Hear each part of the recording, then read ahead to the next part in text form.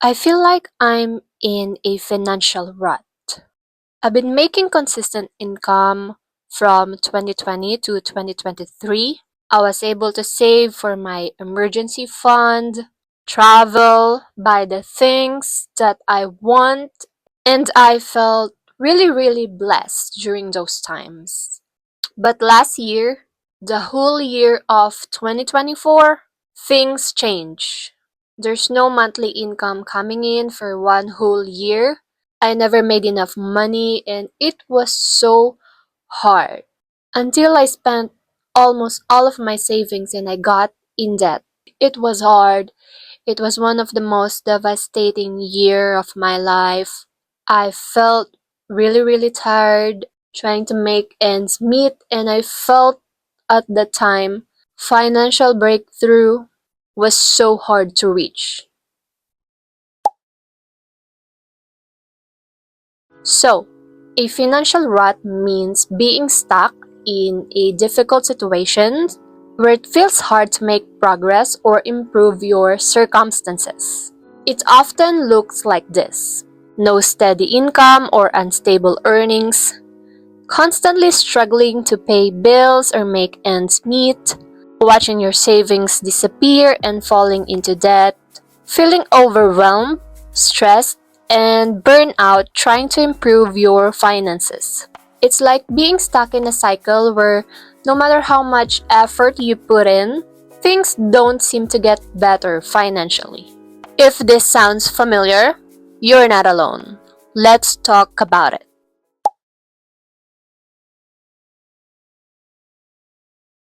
First things first, I want to share with you guys my experience of how I was able to earn and save my first 250K. And yes, that's in Philippine peso. But if you're someone who lives and spend in the Philippines, that's a significant amount. Especially if you've never held that much money in your hands before. So later, I will share to you the important money lessons that I've learned and apply in my own financial journey, plus my struggles. So you'd know that everyone goes through a financial hardship. So let's get from the start. In 2019, I quit my 9 to 5 job, my last ever traditional job. Then it was in 2020 when I started to take a leap of faith and switch to freelancing and start working from home. It turned out to be one of the best decisions I've ever made.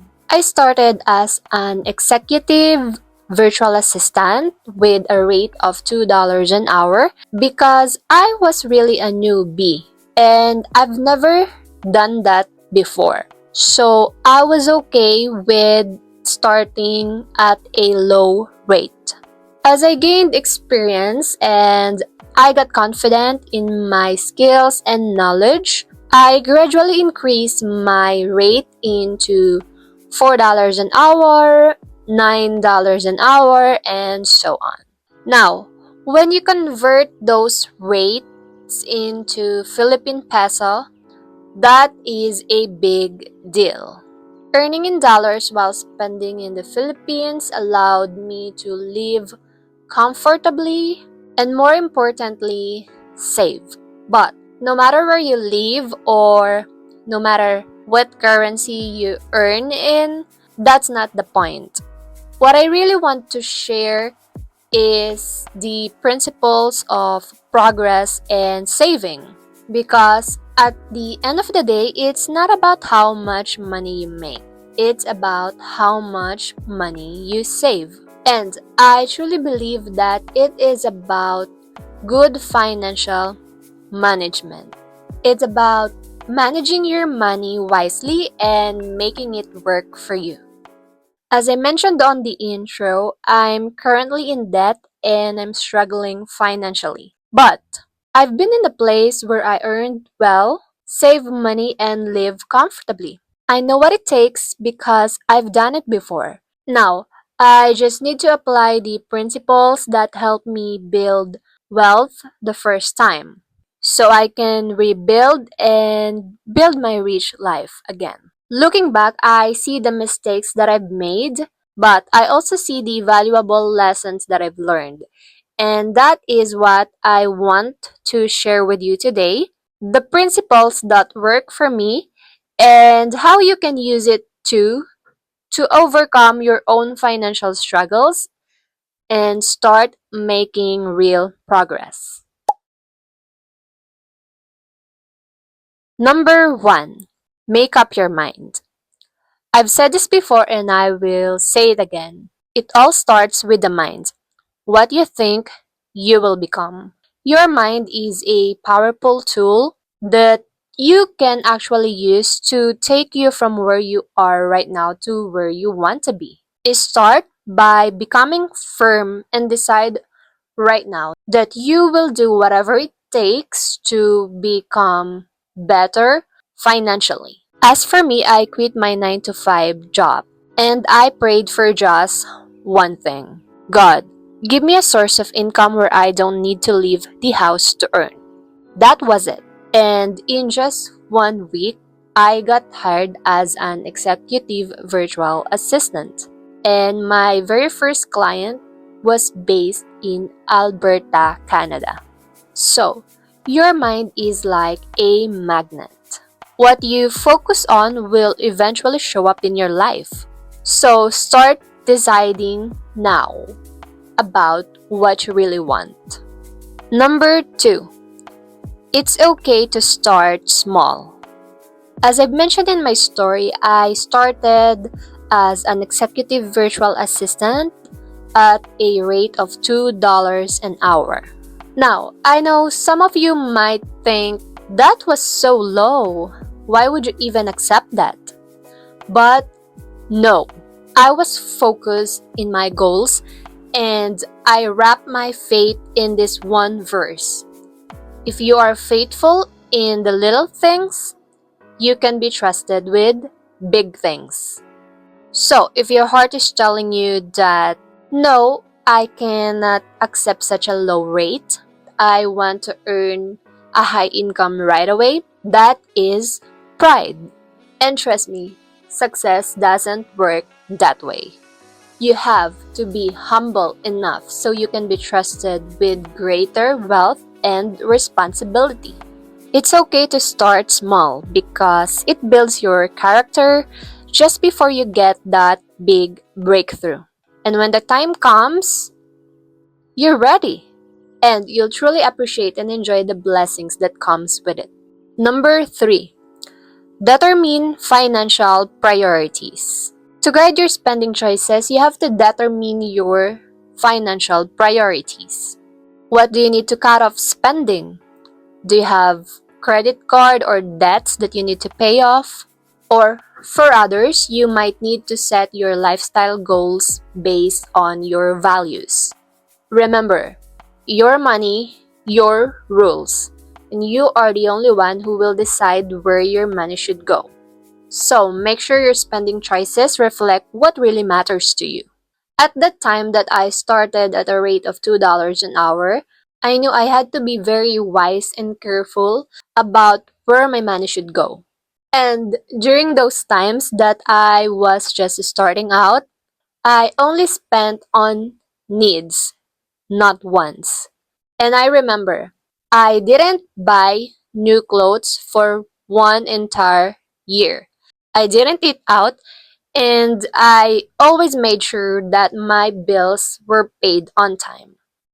That was my priorities. And most importantly, I don't have any credits or debts. And my number one priority was saving consistently month by month. And let me tell you, even just a small amount. And what mattered to me at the time was I was making little progress each month. Number 4, why giving back matters. I know what you're thinking. Why are we even talking about giving back when you are struggling financially? And you might be wondering, how can I give anything when I barely have enough for myself? And honestly, I get it. But the truth is, I can't really skip this one because this is one of the most important lessons that I've learned. So, here's the thing. The act of giving often creates a cycle of abundance where what you give is multiplied in different ways. Whether it's receiving help from others when you need it, or being fulfilled because of what your generosity brings, it enriches your life in unexpected ways. Also, consistently giving requires financial discipline and responsibility. It encourages you to allocate your resources wisely and prioritize what's truly important. I heard this principle from Jim Brown, and many millionaires practice this. His best advice in developing a good financial plan is to give 10 cents out of every dollar. 10% is for charity or supporting worthy projects helping people who cannot help themselves. Churches teach us about tithing, and since I learned this principle way back in 2018, I started giving back consistently. And you know what? Consistent giving helped me develop discipline and gave me more control over my finances. Before I gave back through church, but now I found an organization to support that is very close to my heart. And I'm always amazed of the fulfillment it brings and the joy and the reward that were no amount of money could ever give me. So, if you're skeptical about giving, this might be the perfect moment to try it out. You actually don't need to overthink it. You just need to open your eyes and you will exactly know where and how to give. Trust me. Number 5, build an emergency fund. Life is unpredictable and unexpected expenses will arise. That's why it's essential to have an emergency fund. It's a safety net that helps you handle any financial surprises without having to go into debt. Start small and aim to save consistently every month. When I first started saving, I was so determined to build that fund. I even created a simple handwritten tracker in my journal where I would jot down how much money should go towards tithes, savings, and expenses. So here's how I broke it down: 10% tithes, 50% savings, 40% expenses. And if you're wondering, did I follow that plan? Absolutely. Yes, I did. And I was consistent for 3 years. See the financial discipline and determination there. And that is actually one of the secrets that allowed me to build that emergency fund from scratch. So, I just want to say you don't have to follow my plan exactly. You can create your own and find what works for you. Number 6, invest in knowledge. One of the best ways to grow your wealth is by investing in yourself. This means continuously learning and improving yourself. The best advice I could give is to read books. Build your personal library. During the time that I was working on my savings plan in 2020, I made it a point to invest in books about financial management, personal development, and self growth. I wasn't just saving money, I was also investing in my self growth. Here are some of the books that I read during that time that played a crucial role in shaping my financial mindset.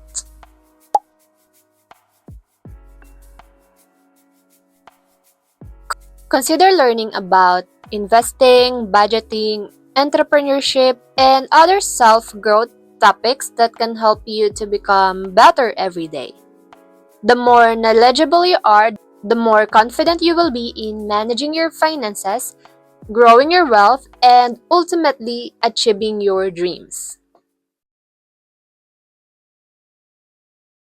So, that's how I was able to save my first 250K, and I did it again, and I doubled it, and I was able to save 500K in total. Yet, in the intro, I mentioned that I'm in a financial rut and I was struggling financially and all my savings were gone and I'm in debt. And yes, that is true. That's why if you are feeling financially stuck right now, I feel you and I completely understand. What I shared earlier was my journey and the principles that I still hold true up to this day. But the truth is, I made mistakes along the way. So, what went wrong? I was talking about being humble and starting small and being faithful to small things so you can be trusted with greater things. Well, after I built my emergency fund and I had a decent savings, pride started to creep in. I didn't want to work with small pay anymore, and in my pursuit of wealth, I lost sight of the humility and my passion that got me started in the first place. Number two, I lost my integrity. I had become complacent and stopped giving my best at work. And without integrity, I lost my source of income. And number three, greed. I started to resent giving. I became greedy and more focused on accumulating wealth for myself, and I no longer feel happy giving back or sharing my blessings to others. These are tough lessons. And these topics are for a completely different conversation. I just want to share this, and hopefully, someone will learn from my own mistakes.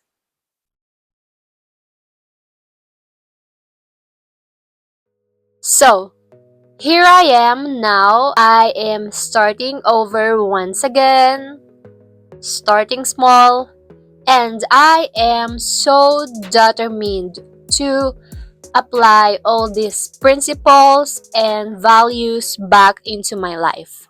They've worked before, and I truly believe in their power. I am grateful for the lessons I've learned, even though they came through struggles. But I am gradually getting back on track. The start of 2025 is already showing positive signs for me. I am making progress, and I'm picking up right where I left off. And I am continuing to build what I've started building years ago. I'm excited to keep sharing this journey with you. Let's become better every day.